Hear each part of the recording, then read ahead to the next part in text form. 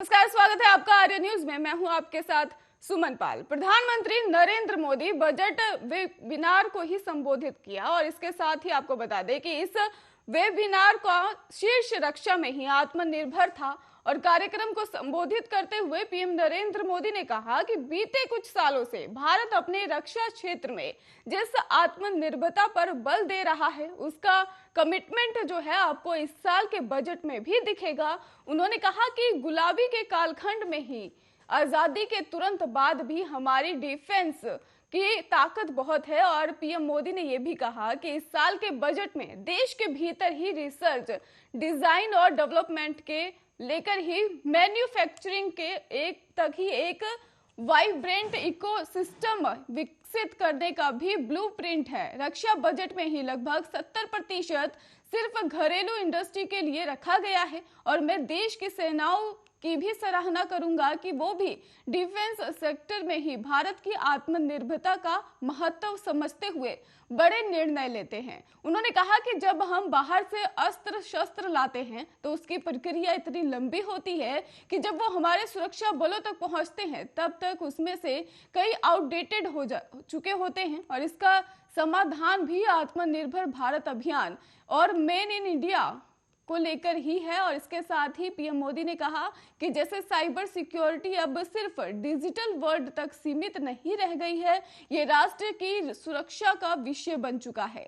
पहले के समय में बाहर की कंपनियों से जो सामान खरीदा जाता था उसमें अक्सर भांति भांति के आरोप लगते थे, हर खरीदे से विवाद पैदा होता था, अलग अलग ही मैन्युफैक्चर को भी लेकर कंपनी को होता था और इसका भ्रष्टाचार के दरवाजे भी खुलते हैं। और आत्मनिर्भर भारत अभियान से हमें इसके ही समाधान मिलते हैं। पीएम ने आगे ये भी कहा कि जब पूरी निष्ठा के साथ संकल्प लेकर हम आगे बढ़ते हैं तो क्या परिणाम आते हैं, इसका एक बेहतरीन उदाहरण हमारी ऑडिशनल फैक्ट्रियां हैं। और पिछले साल हमने 7 नई डिफेंस पब्लिक अंडरटेकिंग्स का भी निर्माण किया था। आज ये तेजी से व्यापार का विस्तार कर रही हैं और नए मार्केट में पहुंच रही हैं। ये भी बहुत सुखद है। और बीते 5-6 सालों में डिफेंस एक्सपोर्ट में भी हमने 6 गुना वृद्धि की है।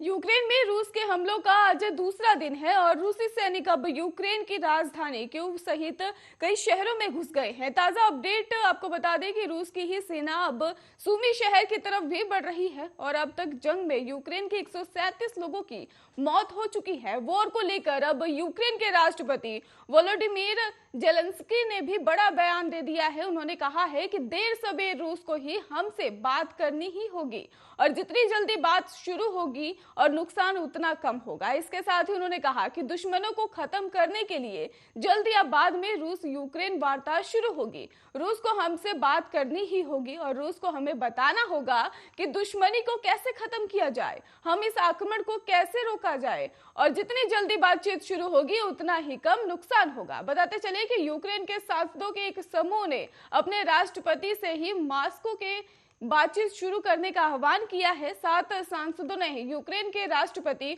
व्लादिमीर को भी एक पत्र में कहा है कि यूक्रेन में चल रहे संघर्ष का आगे बढ़ना अभी पक्षों के लिए गंभीर तबाही में बदल सकता है, जिसका भविष्य में कोई विजेता नहीं देखेगा और हमारे लाखों साथी नागरिक शांतिपूर्वक जीवन चाहते हैं। सांसदों ने कहा कि हम मानव जीवन की रक्षा और स्थिति को ठीक करने के लिए सभी विकल्पों का उपयोग करने पर जोर दे रहे हैं। वहीं इससे पहले व्लादिमीर ने भी सलाहकार माइखाइलो और पोदोलिक ने भी कहा कि रूस का मुख्य लक्ष्य स्पष्ट है, यूक्रेनी नेतृत्व का हटाना और जितना संभव हो उतना दहशत फैलाना।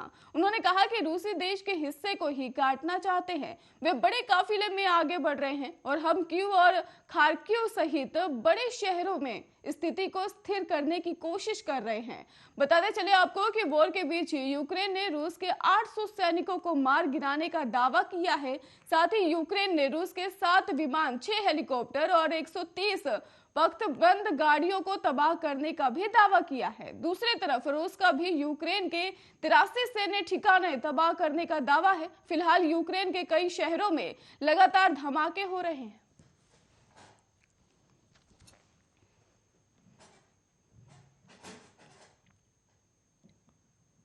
यूक्रेन में रूस की सीमा से लगते सुमी शहर पर रूसी सैनिकों के कब्जे के बाद कम से कम 400 भारतीय छात्रों ने एक तहखाने में शरण ली है और भारत सरकार से उन्हें निकालने की अपील की है। इनमें अधिकतर सुमी स्टेट मेडिकल कॉलेज के छात्र हैं और उन्होंने कहा है कि बाहर गोलियों की आवाज सुनाई देने के कारण उन्हें अपनी सुरक्षा की चिंता सता रही है। और छात्र ललित कुमार ने कहा है कि इस वक्त हम अपने छात्रावास के तहखाने में छिपे हुए हैं और हमें नहीं पता कि यहाँ हम कब तक सुरक्षित रह पाएंगे। हम भारत सरकार से हमें यूक्रेन के पूर्वी इलाके से सुरक्षित निकलवाने की अपील करते हैं। उन्होंने कहा कि यहाँ अपने आप यात्रा करना संभव नहीं है, यहाँ मार्शल लॉ लागू है और जिसका मतलब है कि कोई बाहर नहीं जा सकता, कार, बस और निजी वाहन नहीं निकल सकते, एटीएम और सुपरमार्केट भी बंद है। और छात्रों ने उस तहखाने का वीडियो भी साझा किया जहां वे छिपे हुए हैं।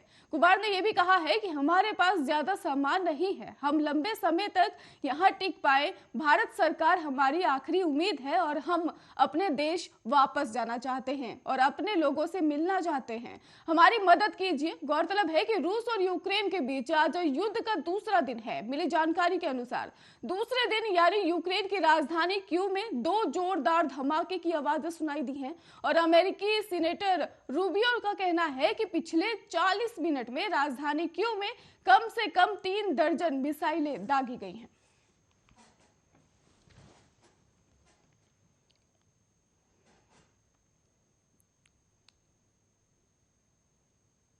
रूस और यूक्रेन के बीच बदतर हो चुके हालात के बीच ही रूस ने अमेरिका के तमाम आर्थिक प्रतिबंधों को दरकिनार कर दिया है, लेकिन लगता है कि अमेरिका के सामने दूसरा कोई रास्ता भी नहीं है।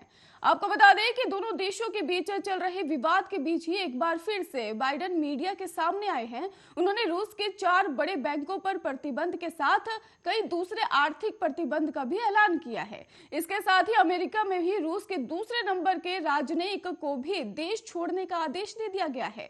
माना जा रहा है कि रूस का हमला यूक्रेन पर हो रहा है, तबाही यूक्रेन में मच रही है, लेकिन दर्द अमेरिका को हो रहा है, क्योंकि इस हमले में ही अमेरिका की सुपर पावर वाली छवि को पुतिन ने बड़ा झटका दिया है। बाइडेन सरकार पर पुतिन के सामने बैकफुट पर जाने के आरोपों के बीच ही बीती रात अमेरिका राष्ट्रपति मीडिया से मुखातिब हुए हैं और वो रूस के खिलाफ ही जमकर बोले हैं और एक के बाद एक कई आर्थिक प्रतिबंधों का ऐलान करते चले गए।